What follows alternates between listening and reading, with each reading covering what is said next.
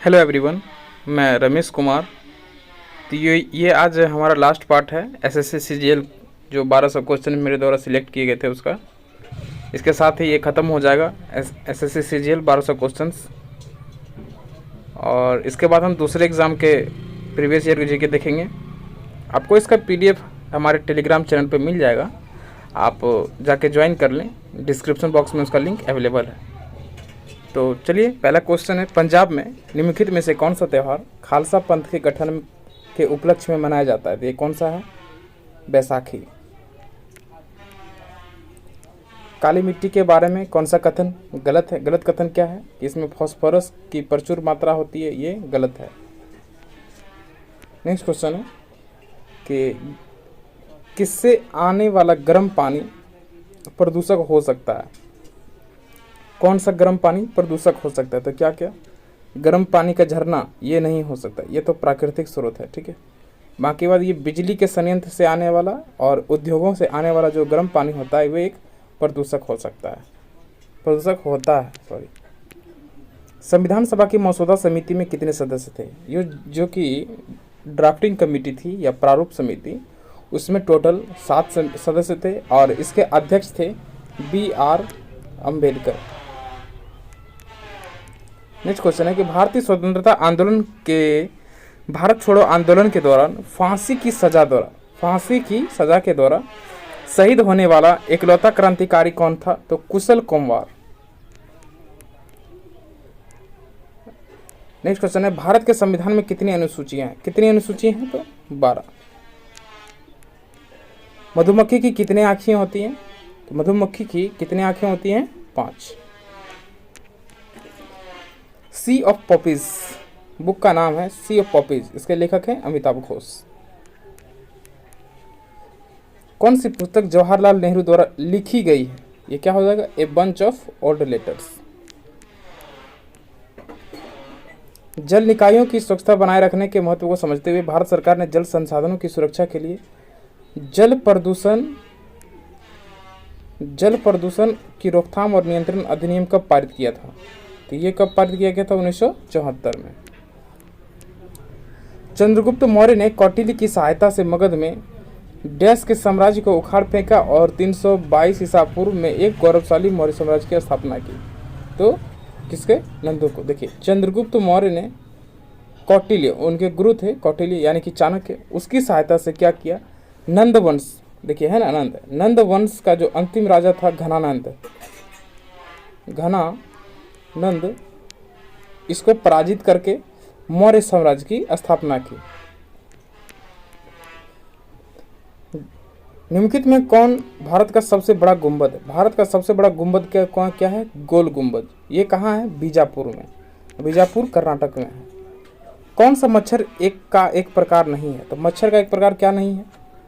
तो लीमुलस एक मच्छर का प्रकार नहीं है। बाकी बाद क्यूलेक्स हो गया, एनाफेलिस हो गया, एडिस हो गया, ये सब मच्छर के प्रकार हैं। घूम मठ कहाँ है? घूम मठ कहाँ पे है? तो दार्जिलिंग में। निम्नलिखित में से किस ब्रिटिश अधिकारी ने कुख्यात क्रॉलिंग ऑर्डर जारी किया था, जिसके तहत क्या होता था कि भारतीयों को हाथ पैर के बल रेंगते हुए गली से गुजरना होता था? तो ये किसने क्रॉलिंग ऑर्डर जारी किया था? General Dyer. भारत के संविधान में राज्य के नीति निर्देशक सिद्धांतों को कहां से लिया गया? तो जो नीति निर्देशक सिद्धांत हैं उसे आयरलैंड के संविधान से लिया गया।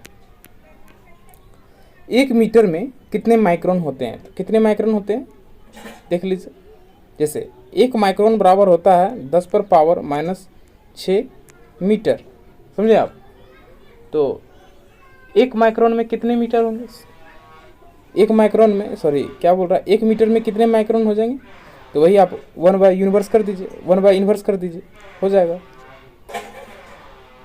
10 पे मतलब समझ रहे हैं आप क्या होगा कि देखिए 10⁻⁻6 जब मीटर को ही हम लोग 1 माइक्रोन बोलते हैं। तो इसको हमको क्या करना है? माइक्रोन में चेंज करना है कि कितने मीटर होते हैं, कितने 1 मीटर में कितने माइक्रोन होते हैं। तो 1/, कर दीजिए।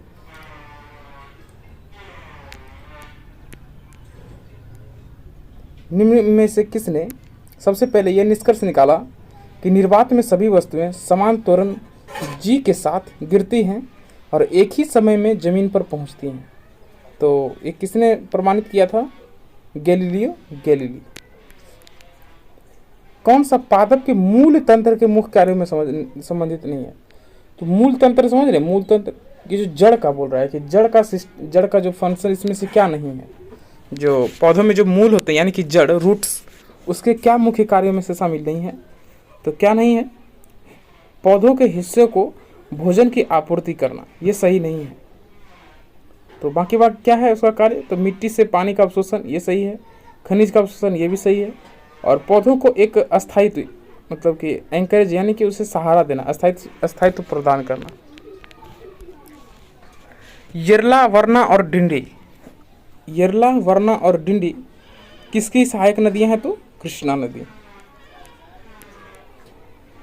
महावीर, जिन्हें पाली साहित्य में क्या कहा जाता है? निघंता नाटापुत्र के नाम से जाना जाता है, किस धर्म की स्थापना की? तो महावीर जी ने जैन धर्म।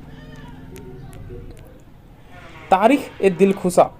तारीख-ए-दिलखुशा एक पुस्तक है, उसके लेखक है भीमसेन। भारतीय संविधान के निम्न में से किस अनुच्छेद के अनुसार राज्यसभा में धन विधेयक पेश नहीं किया जा सकता है? राज्यसभा में धन विधेयक पेश नहीं किया जा सकता है अनुच्छेद 109 के तहत। कशेरुका मानव शरीर के किस शारीरिक तंत्र का एक हिस्सा है? तो मेरुदंड। ये किसका हिस्सा है? एक मेरुदंड का, कशेरुका। अखिल भारतीय किसान कांग्रेस के प्रथम महासचिव कौन थे? तो ये कौन थे? एनजी रंगा। सिम्बैक्स एक युद्ध अभ्यास है। सिम्बैक्स इस किसके बीच होता है? तो भारत और सिंगापुर। ये आपको लग रहा है कोई करंट का क्वेश्चन है, लेकिन ये स्टैटिक हो जाता है। गिरि नदी। गिरि नदी किसकी सहायक नदी है? तो क्या हो जाएगा? यमुना। यमुना की सहायक नदी है गिरि। और यमुना किसकी सहायक नदी है? आप कमेंट बॉक्स में कमेंट करें। ब्रह्मपुत्र नदी की उत्पत्ति कहाँ से होती है? तो ब्रह्मपुत्र नदी की उत्पत्ति होती है कैलाश श्रेणी का एक ग्लेशियर है, चेमयुंगडुंग।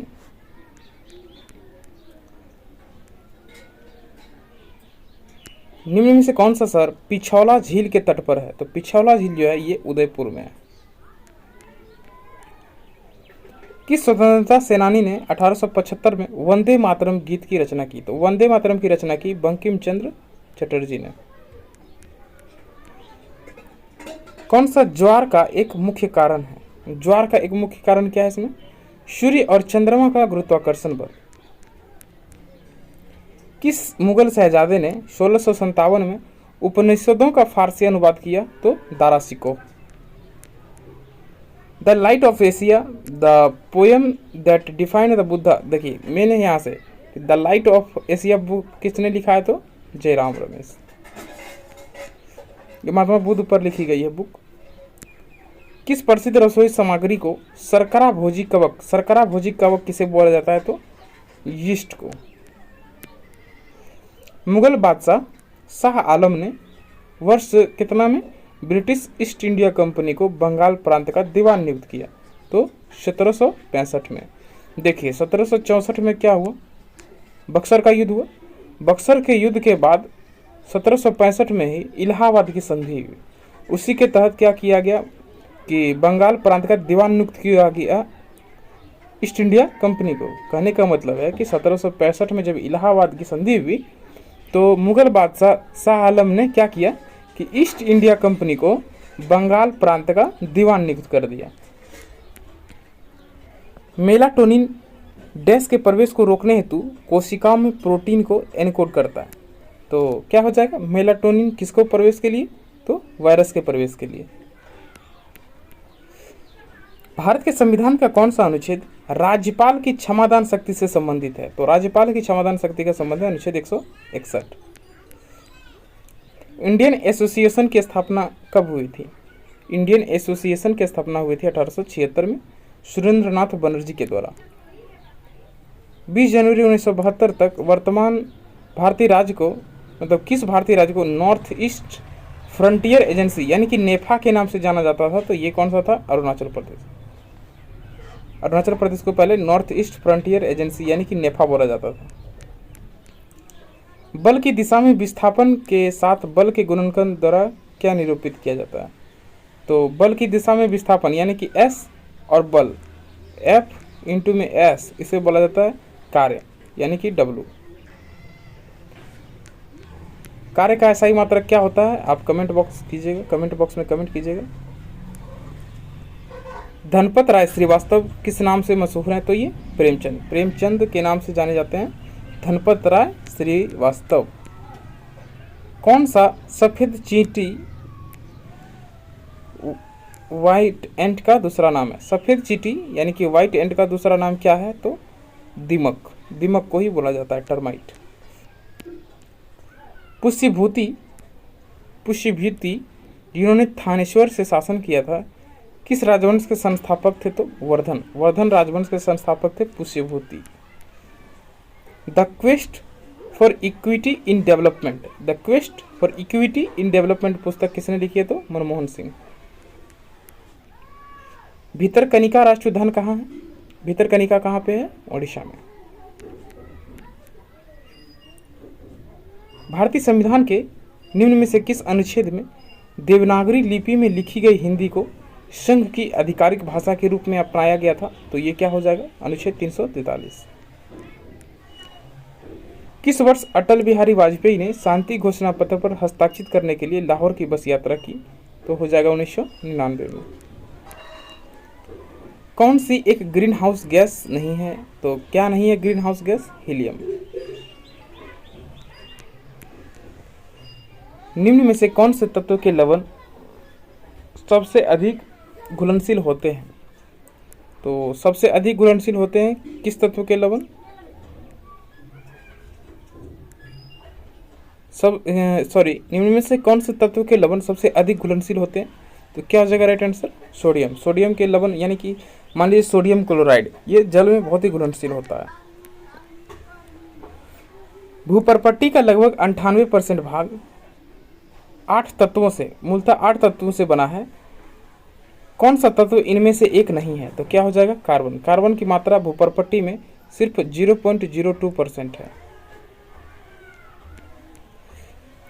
निम्न में से किसका प्रशासन एक ऐसा मॉडल बना जिसका अनुसरण अकबर के द्वारा किया गया जब उसने मुगल साम्राज्य को संगठित किया? तो किसका अनुसरण किया था उन्होंने? शेरशाह सूरी के प्रशासन का।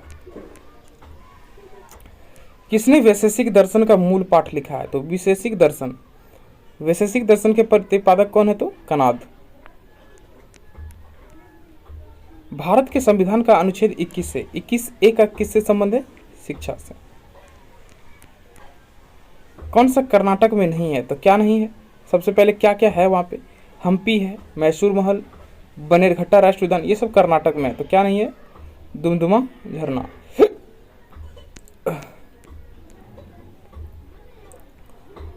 क्वेश्चन है, किस शासक को भारत का नेपोलियन कहा जाता है? भारत का नेपोलियन किसे बोला जाता है? तो समुद्रगुप्त को। निम्न में से कौन वे नेता थे जिन्होंने खिलाफत के समर्थन में असहयोग आंदोलन शुरू करने की आवश्यकता के बारे में महात्मा गांधी को समझाने में महत्वपूर्ण भूमिका निभाई? ये कौन थे? शौकत अली।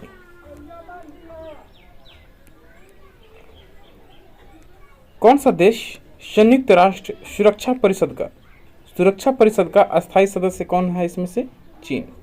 देखिए टोटल 5 देश हैं जो कि अस्थायी सदस्य हैं: रूस, चीन, अमेरिका, ब्रिटेन और फ्रांस। रेगिस्तान, वर्षावन, प्रवाल भित्तियों और मैंग्रोव किस विविधता की विशेषताएं? तो पारिस्थितिकी, ये इकोलॉजी या इकोसिस्टम की विशेषताएं हैं। Which of the following organs secrets hydrochloric acid? कहने का मतलब है, कह रहा है कि शरीर में कौन सा अंग जो है हाइड्रोक्लोरिक अम्ल यानी कि HCl को स्रावित करता है? तो ये क्या कौन करता है? स्टोमक माने कि आमाशय जो है HCl अम्ल का स्रावन करता है। SHG का फुल फॉर्म होता है सेल्फ हेल्प ग्रुप। तो वही पूछ रहा है कि H का क्या फुल फॉर्म मतलब हो गया? H का क्या अर्थ है? तो हेल्प से हम लोग गांव देहात में जीविका भी बोलते हैं। जीविका या स्वयं सहायता समूह जो होता है ना, वही हो गया। जादू पाटिया, जादू पाटिया क्या है? झारखंड राज्य का क्या है? एक चित्रकला है। जादू पाटिया एक चित्रकला है जिसका संबंध कहाँ है? तो झारखंड से। अंचार झील, अंचार झील कहाँ है, किस राज्य में है? तो जम्मू कश्मीर। 1876 में कहाँ पे? कलकत्ता में। क्या? तो इंडियन एसोसिएशन की स्थापना करके भारतीय राष्ट्रीय आंदोलन की नींव रखी। तब किसने बोल रहा है इंडियन एसोसिएशन की स्थापना की? कब? 1876 में। कहाँ पे? तो कोलकाता में। किसने की थी? सुरेंद्रनाथ बनर्जी, और एक थे आनंद मोहन बोस साथ ही में। किस वर्ष में बॉम्बे दक्कन में ग्रामीण क्षेत्रों में बगावत हुई? तो दक्कन विद्रोह कब हुआ था? 1875 में। चेन्नई की आईपीएल फ्रेंचाइजी क्रिकेट टीम का संक्षिप्त क्या रूप क्या है?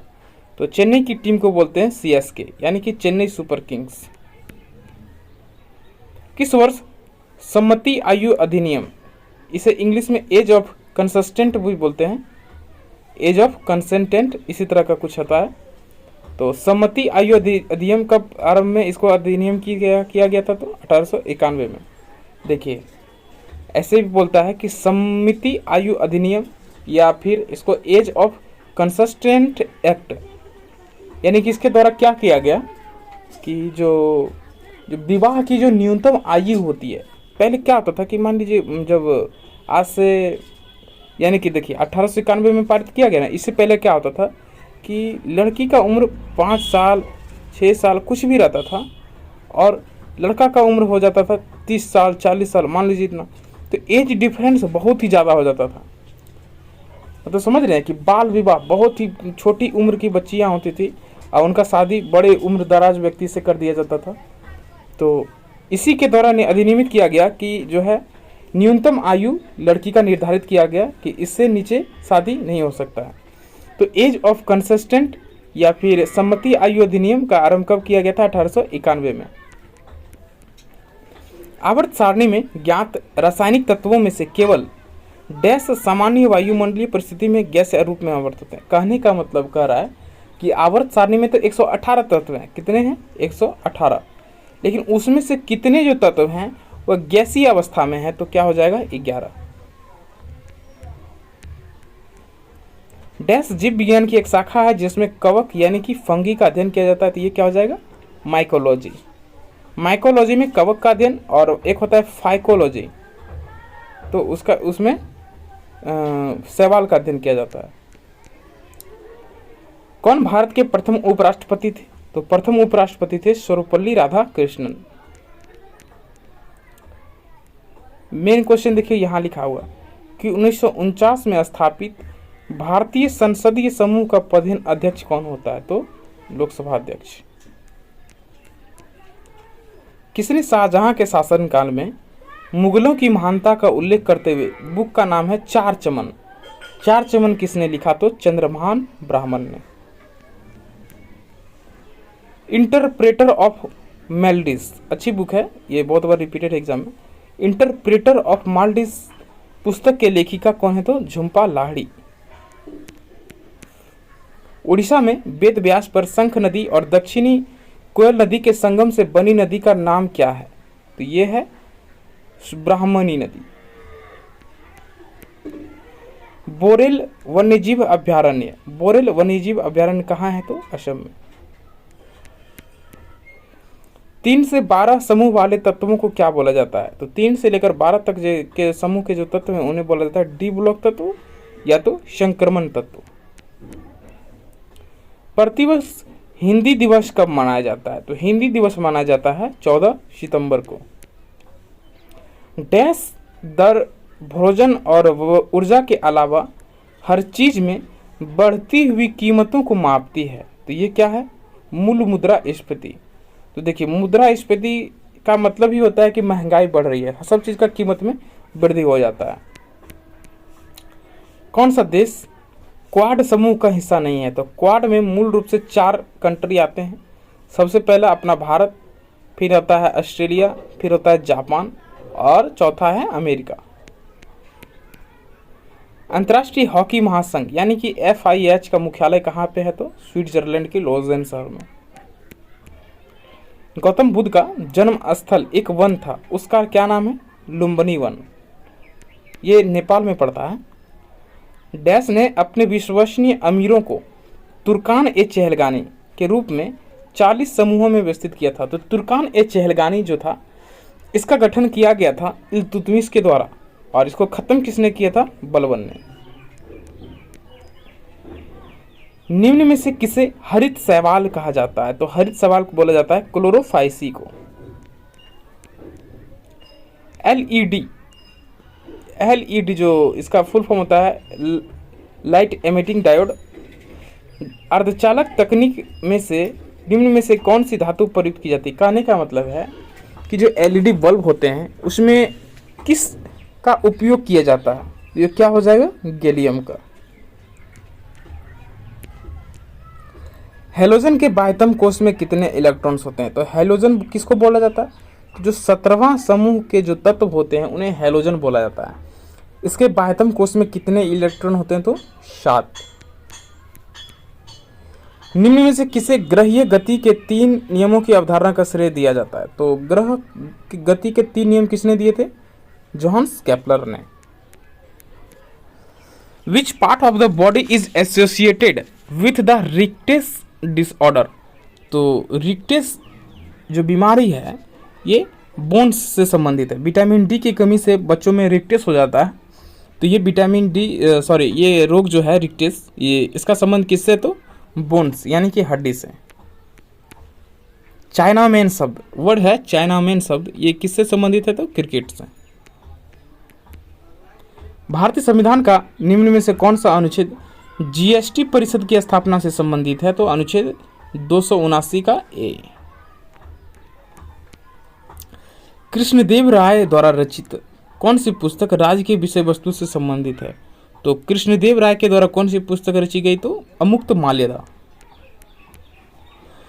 कौन सा स्थान की समुद्र तट से ऊंचाई सबसे अधिक है? तो सबसे ऊंचाई स्थान इसमें कौन है? तो रानीखेत। क्यों? क्योंकि ये उत्तराखंड में स्थित है और उत्तराखंड जो है बहुत ही ऊंचाई पर स्थित है।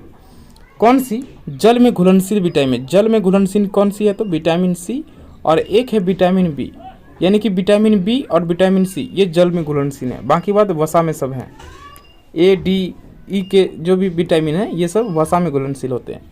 तो कौन सी बीमारी एक परजीवी के कारण होती है? तो ये क्या हो जाएगा? मलेरिया। मलेरिया परजीवी के कारण होता है। कौन सा परजीवी?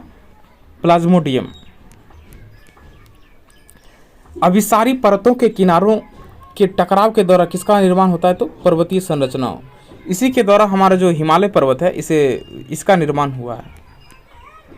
विदेशी भूमि पर तिरंगा फहराने वाले पहले भारतीय कौन थे? तो मैडम भिखाजी कामा। पुराणों के अनुसार भगवान विष्णु ने पानी में डूबी हुई पृथ्वी को बचाने के लिए कौन सा रूप लिया था? तो वराह अवतार। तपोवन विष्णुगढ़ जल विद्युत परियोजना किस राज्य में स्थित है? तो उत्तराखंड। भारत में राष्ट्रीय बालिका दिवस कब मनाया जाता है? तो ये मनाया जाता है 24 जनवरी को। निम्न में से कौन भारत के उपराष्ट्रपति कभी नहीं बने हैं? तो गुलजारी लाल नंदा। 1947 में हैदराबाद का निजाम कौन था? तो उस्मान अली। ICTP रामानुजन पुरस्कार। देखिए आपको वीडियो हो सकता है ज़्यादा फास्ट लग रहा हो तो आप थोड़ा स्लो कर ले। क्वेश्चन है कि रामानुजन पुरस्कार ये किस क्षेत्र में दिया जाता है? तो गणित यानी कि मैथ्स। निम्न में से कौन सा अंतर्जनित बलों का परिणाम नहीं है? तो अंतर्जनित बल का परिणाम कौन नहीं है? तो समुद्री तरंग। कौन सा ब्रह्मपुत्र नदी की एक सहायक नदी है जो भूटान से होकर बहती है? तो भूटान से होकर बहने वाली अमेजन की सहायक नदी है वांगचू। रेमन मैग्सेसे पुरस्कार। रेमन मैग्सेसे पुरस्कार की शुरुआत हुई थी 1957 में। भारत के संविधान के अनुच्छेद डैश में अनुसूचित जाति और जनजातियों के लिए लोकसभा में सीटों के आरक्षण की अवधारणा को रेखांकित किया गया है। तो ये किस अनुच्छेद में वर्णित है? अनुच्छेद 330। चंद्रनगर या चंदन नगर को 23 मार्च 1757 को ब्रिटिश नौसेना द्वारा कब्जा कर लिया गया। यह एक क्या था? French colony. फ्रेंच कॉलोनी यानी कि फ्रांसीसी कंपनी के अधीन एक कॉलोनी थी। सेल के अंतर्गत आने वाले स्टील प्लांट, सेल के अंतर्गत आने वाले स्टील प्लांट किस स्थान पर स्थित हैं? यानी कि जो सरकारी लौह इस्पात स्टील प्लांट है उसी के बारे में पूछ रहा है कि इसमें से कौन कहाँ पे सरकारी स्टील प्लांट है। तो कहाँ पे है? भिलाई में। भिलाई छत्तीसगढ़ में पड़ता है, वहाँ पे भिलाई इस्पात संयंत्र है। भारत के संविधान के किस अनुच्छेद में राष्ट्रपति की अध्यादेशों को घोषित करने की शक्ति है? तो राष्ट्रपति का जो अध्यादेश जारी करने का शक्ति है ये दिया गया है अनुच्छेद 123 के तहत। सिखों का प्रसिद्ध तीर्थ स्थल श्री हरमंदिर साहिब कहाँ पे स्थित है? तो अमृतसर में। नेक्स्ट क्वेश्चन है, एक तरंग के लिए आवर्तकाल द्वारा विभाजित तरंगदैर्घ्य किसके बराबर होती है? तो तरंगदैर्घ्य को जब आवर्तकाल से विभाजित करेंगे, देखिए तरंगदैर्घ्य यानी कि लैम्डा, लैम्डा को जब आवर्तकाल से विभाजित करेंगे तो आवर्तकाल क्या होता है?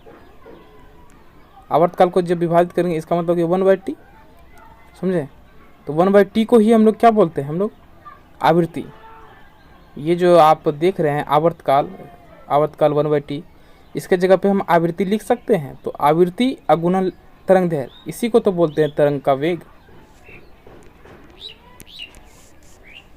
निम्न अर्थशास्त्रियों में से किसने हिंदू वृद्धि दर का शब्दावली है सुझाव दिया था?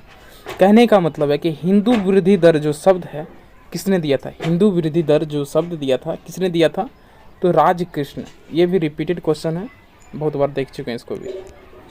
गर्भनाल में कितनी धमनियाँ होती हैं? तो गर्भनाल का मतलब समझते हैं, जब बच्चा जो है अपना माँ का गर्भ में होता है तो उस समय जो होती है प्लेसेंटा, इसे गर्भनाल को प्लेसेंटा भी बोला जाता है। तो इसी के द्वारा बच्चा जो होता है उसको जो पोषक तत्व जो भी प्राप्त होता है माँ के ब्लड से, इसी के द्वारा प्राप्त होता है। तो वही बोल रहा है कि गर्भनाल में कितनी धमनियाँ होती हैं? तो 2। अखिल भारतीय हरिजन सेवक संघ, इसकी स्थापना कब हुई थी? तो 1932 में। कौन सा बौद्ध स्थल उत्तर प्रदेश में है? तो उत्तर प्रदेश में कौन सा बौद्ध स्थल है? तो सारनाथ।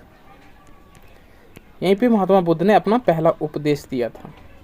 एक स्वपोषी जीव की कार्बन और ऊर्जा आवश्यकताओं को किसके द्वारा पूरा किया जाता है? तो प्रकाश संश्लेषण।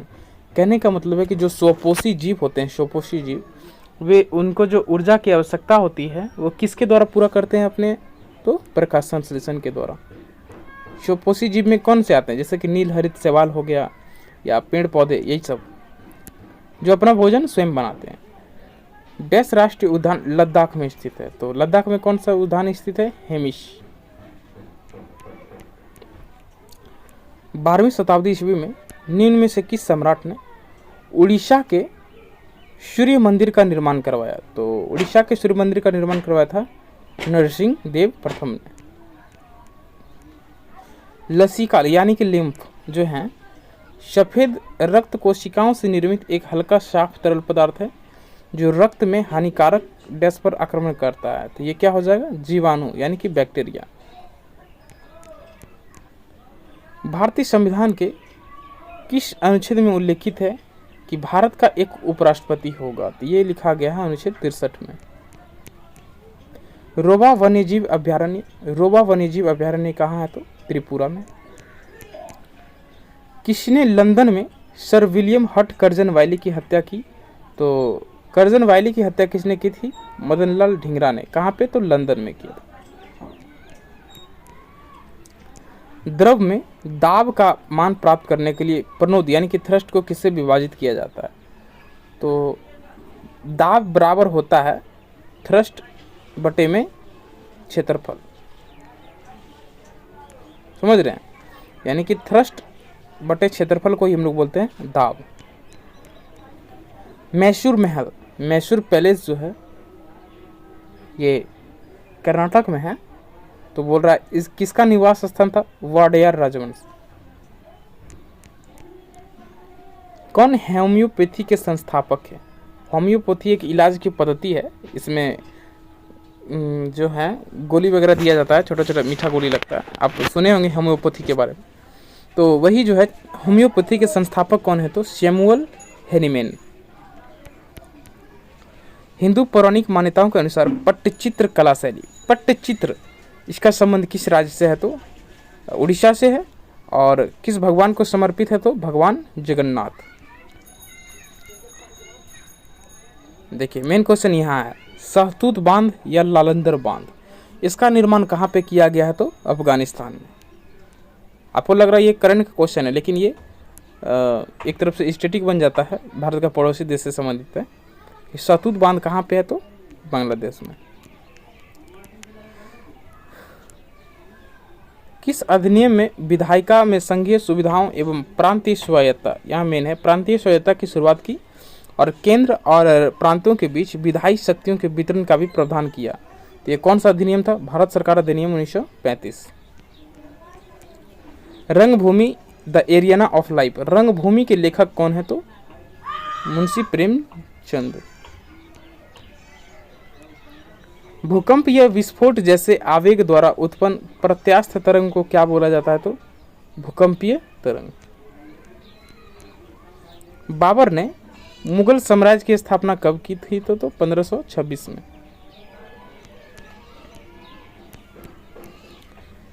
किस मंदिर में आपको गोपुरम दिखाई देंगे, तो गोपुरम कहाँ दिखाई देगा, शिव मंदिर चिदम्बरम। गोपुरम मतलब समझते हैं आप, देखिएगा साउथ का जो मंदिर होता है, साउथ का जो मंदिर होता है उसके शुरुआत में आपको दिखाई देगा बड़ा ऊंचा ऊंचा जो होता है, बड़ा बढ़िया लगता है देखने में, संरचना दिखेगी आपको ऊंचे ऊंचे, तो उसी को गोपुरम बोलते हैं। प्रवेश द्वार जो होता है उसी को। कौन सा भारत के पश्चिमी तट पर स्थित एक नगर नहीं है, तो पश्चिमी तट पर कौन नहीं स्थित है, तो गोपालपुर। ये गोपालपुर एक बीच है, यानी कि समुद्र तट, ये उड़ीसा में है। तो उड़ीसा कौन सा किस तट में स्थित है, पूर्वी तट पर है। तो राइट आंसर यही हो जाएगा। बाकी बात सब है, सूरत, कारवार, मंगलोर, ये सब पश्चिमी तट पर स्थित है। निम्न में से किसकी बीमा रेखीय संवेग की बीमा के समान होती है, तो रेखीय संवेग की बीमा के समान किसकी होती है, तो बीमा आवेग। आवेग और संवेग इसकी जो बीमाएं होती हैं समान होती हैं। लंदन में द्वितीय गोलमेज सम्मेलन किस वर्ष आयोजित किया गया था, तो 1931 में। भारतीय योजना आयोग की स्थापना कब हुई थी, भारतीय योजना आयोग की स्थापना हुई थी 1950 में। बाघमारा कीटभोजी घटपर्णी यानी कि बाघमारा पिचर प्लांट अभ्यारण्य कहाँ पे है, तो मेघालय में।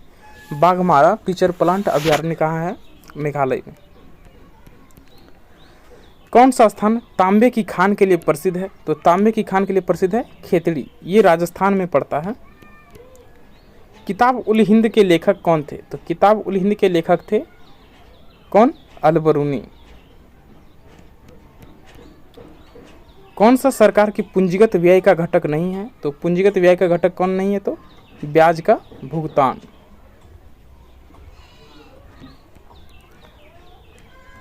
डैश पूंजीगत व्यय नहीं है, तो पूंजीगत व्यय क्या नहीं होगा, सब्सिडी।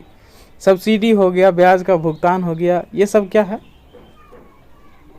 ये सब पूंजीगत व्यय के अंतर्गत नहीं आता है। कौन पूंजीगत व्यय माना जाएगा, तो स्कूल की इमारत का निर्माण को पूंजीगत व्यय माना जाता है।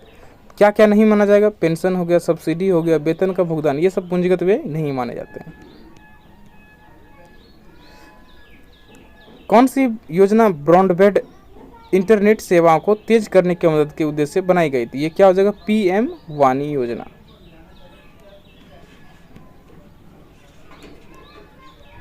डैश गुर्दे यानी कि किडनी की संरचनात्मक एवं कार्यात्मक इकाई है, तो क्या हो जाएगा, वृक्काणु यानी कि नेफ्रॉन। स्वामी दयानंद सरस्वती के संबंध में कौन सा कथन असत्य है, तो क्या असत्य है कि उन्होंने ब्रह्म समाज की स्थापना की। तो देखिए ब्रह्म समाज की स्थापना की थी किसने, राजा राम ने, राजा राम मोहन राय ने की थी ब्रह्म समाज की स्थापना। तो ये कथन हमारा क्या है, गलत हो जाएगा दयानंद सरस्वती के बारे में। इनसे ज़्यादा जो है अच्छा क्वेश्चन ये पूछता है कि दयानंद सरस्वती ने किसकी स्थापना की, किस पुस्तक की लिखी थी, तो सत्यार्थ प्रकाश। सत्यार्थ प्रकाश एक बुक है, इसके लेखक थे दयानंद सरस्वती। और आर्य समाज की भी स्थापना दयानंद सरस्वती ने की थी। किसने 1979 में भारत के प्रधानमंत्री मोरारजी देसाई की जगह ली? तो कौन थे? चौधरी चरण सिंह। कौन सी ऐसी प्रक्रिया है जिसमें गर्म कम सघन पदार्थ ऊपर की उठते हैं, यानी कि गर्म पदार्थ ऊपर उठते हैं, और ठंडे यानी कि अधिक सघन पदार्थ द्वारा प्रतिस्थापित कर दिया जाता है? इस विधि को बोलते हैं समवहन यानी कि कन्वेक्शन। कौन हिंदुस्तान रिपब्लिक एसोसिएशन की संस्थापक सदस्यों में से एक थे? तो क्या हो जाएगा? राम प्रसाद बिस्मिल। इलेक्ट्रॉन वोल्ट किसकी इकाई है? तो ऊर्जा की इकाई है। तो हमारा जो ये CGL 1200 प्लस क्वेश्चंस जो कि सारे मेरे द्वारा सिलेक्ट किए गए थे पिछले 3-4 साल के, जो SSC CGL के 135 शिफ्ट के जो क्वेश्चंस हैं, देखिए 3-4 साल में SSC के द्वारा लगभग 135 शिफ्ट में एग्ज़ाम लिए गए हैं। SSC प्री, अभी तो अब मेंस में भी जीके पूछा जाने लगा है, तो उसका भी इसमें जीके इंक्लूडेड था। तो टोटल 135 शिफ्ट थे SSC CGL के, उसमें से लगभग 1200 क्वेश्चन को हम सिलेक्ट किए थे, जो कि आपके लिए मुझे अच्छे लगे। तो उसका सारा क्वेश्चन ख़त्म हो गया है। अब आपको इसका PDF मिल जाएगा हमारे टेलीग्राम चैनल पे, अब डाल देंगे हम, तो आप वहाँ से भी प्रैक्टिस कर लीजिएगा। और देखिए वीडियो को थोड़ा ज़्यादा शेयर करें अपने दोस्तों में, ताकि हमारा भी मोटिवेशन बना रहे, हमें भी मन लगे आपके लिए कुछ कार्य करने के लिए। तो वीडियो को थोड़ा शेयर करें अपने दोस्तों में और बताएं ज़्यादा से ज़्यादा अपने दोस्तों को। तो आप अपने तैयारी में लगे रहें, जम के प्रैक्टिस करें, आज नहीं तो कल सिलेक्शन आपका भी होके ही रहेगा। तो आपको जो है इसका PDF हमारे टेलीग्राम चैनल पे मिल जाएगा, आप डिस्क्रिप्शन बॉक्स में लिंक ज्वाइन कर लें। तो मिलते हैं फिर दूसरे एग्ज़ाम के जो भी प्रीवियस एग्जाम के क्वेश्चंस हैं, यानी कि अब SSC CGL का तो ख़त्म हो गया, और कोई दूसरा एग्ज़ाम होगा उसका प्रीवियस ईयर का जो भी जीके होगा अच्छे उसको प्रोवाइड, उसके बारे में हम लोग पढ़ेंगे अब। तो ठीक है, मिलते हैं नेक्स्ट वीडियो में। जय हिंद।